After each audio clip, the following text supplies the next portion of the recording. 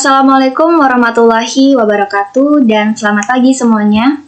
Saya Nafa Rizky Sumiati dengan nomor NPM 217555058 dari Program Studi Akuntansi Perpajakan kelas 3B. Di sini saya akan membuat video pembelajaran mengenai PSAK 1, yaitu penyajian laporan keuangan dengan mata kuliah Akuntansi Keuangan Menengah 1 pada pertemuan minggu kedua. Baiklah, untuk topik pembahasan pada video kali ini, yang pertama saya akan membahas mengenai pengertian dan tujuan laporan keuangan, kemudian yang kedua, karakteristik umum dari laporan keuangan, ketiga, struktur laporan keuangan, dan yang keempat, isi laporan keuangan. Laporan keuangan adalah suatu catatan informasi keuangan suatu perusahaan pada suatu periode akuntansi yang dapat digunakan untuk menggambarkan kinerja perusahaan tersebut. Kemudian, tujuan dari laporan keuangan sendiri adalah memberikan informasi mengenai posisi keuangan, kinerja keuangan, dan arus kas entitas. Yang pastinya ini bermanfaat bagi sebagian besar kalangan pengguna laporan keuangan dalam pembuatan keputusan ekonomi, khususnya bagi manajemen. Kemudian, laporan keuangan lengkap berisi mengenai laporan posisi keuangan, laporan laba rugi dan penghasilan komprehensif lain, laporan perubahan ekuitas, laporan arus kas ada di PSAK 2, kemudian catatan atas laporan keuangan, informasi komparatif periode terdekat sebelumnya, dan juga laporan posisi keuangan pada awal periode terdekat sebelumnya. Karakteristik umum dari laporan keuangan. Yang pertama, relevan. Relevan berarti informasi yang tercatat di financial report harus bisa mempengaruhi keputusan ekonomi pengguna. Pengguna yang membaca laporan keuangan dapat mengevaluasi peristiwa masa lalu, sekarang, hingga masa depan melalui catatan keuangan. Kemudian, yang kedua yaitu bebas kesalahan. Laporan keuangan haruslah disajikan dalam informasi yang benar-benar tepat.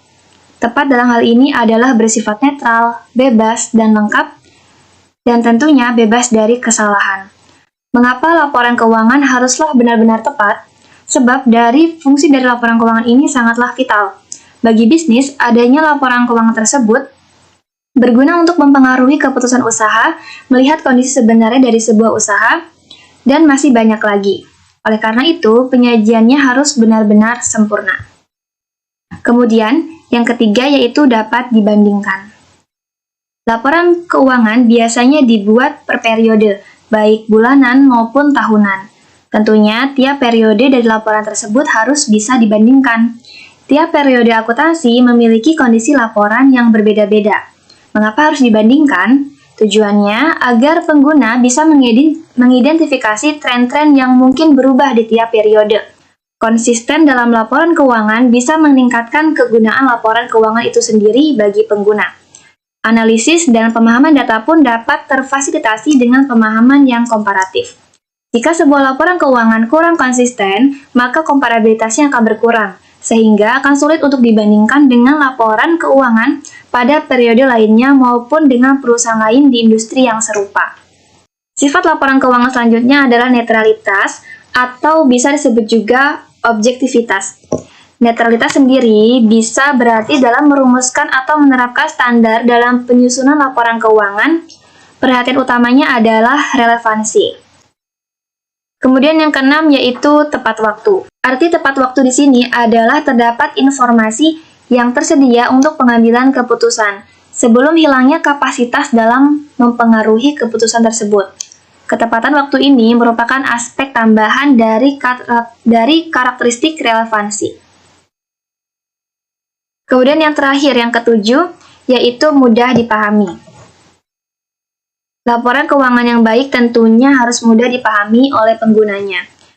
Artinya, untuk memberikan informasi yang baik, laporan keuangan dikumpulkan serta diklasifikasikan menurut format yang sudah terstandarisasi. Struktur laporan keuangan. Entitas mengidentifikasi laporan keuangan secara jelas dan membedakan dari informasi lain dalam dokumen publikasi yang sama. Kemudian, struktur laporan keuangan menyajikan informasi berikut. Yang pertama ada nama entitas dan periode perjalanan. Kemudian, apakah laporan satu atau kelompok? Ketiga, tanggal akhir periode atau periode yang dicakup. Keempat, mata uang pelaporan. Kemudian pembulatan. Untuk struktur laporan keuangannya sendiri bisa kita lihat di contoh berikut ini. Nama entitas yang digunakan adalah PT Unilever Indonesia Tbk. Kemudian ini adalah laporan keuangan laba rugi dan penghasilan komprehensif lain, interim. Dan juga untuk periode yang digunakan adalah untuk periode 6 bulan yang berakhir pada 30 Juni 2018 dan 2019. Jadi ini adalah laporan keuangan triwulan. Kemudian mata uang pelaporan dan pembulatan yang digunakan adalah dalam jutaan rupiah kecuali dinyatakan lain. Baik, selanjutnya kita akan membahas mengenai isi dari laporan keuangan. Yang pertama ada laporan posisi keuangan atau biasa kita sebut dengan laporan neraca. Jadi informasi minimal yang disajikan dalam laporan keuangan dapat ditambahkan jika penambahan tersebut relevan. Kemudian penyajian dalam line sendiri atau notes tergantung dari materialitas informasi tersebut. Pos tambahan, judul subtotal boleh disajikan sepanjang relevan. Kemudian penyajian aset lancar dan tidak lancar dan liabilitas jangka pendek dan jangka panjang sebagai klasifikasi yang terpisah. Dan pembedaan lancar dan tidak lancar berdasarkan realisasi atau penggunaan aset penyelesaian kewajiban atau utang dalam jangka waktu 1 tahun. Baik, ini adalah contoh dari laporan keuangan PT Unilever Tbk untuk laporan posisi keuangan interim. Jadi dalam laporan posisi keuangan sendiri terdapat 3 komponen utama. Yang pertama ada aset, kemudian ini liabilitas atau utang, dan juga ekuitas atau modal. Yang kedua yaitu laporan laba rugi dan komprehensif lain.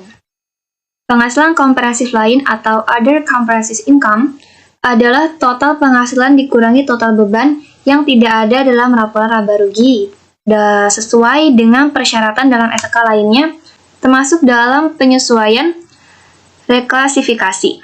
Ini adalah contoh laporan laba rugi komprehensif lain. Ada penjualan, kemudian dikurangi dengan harga penjualan, maka didapatlah laba bruto. Kemudian di sini ada beban ini digunakan sebagai pengurang, dan pastinya beban yang digunakan dalam laporan laba rugi dan penghasilan komprehensif lain ini tidak ada atau tidak include di dalam laporan laba rugi perusahaan.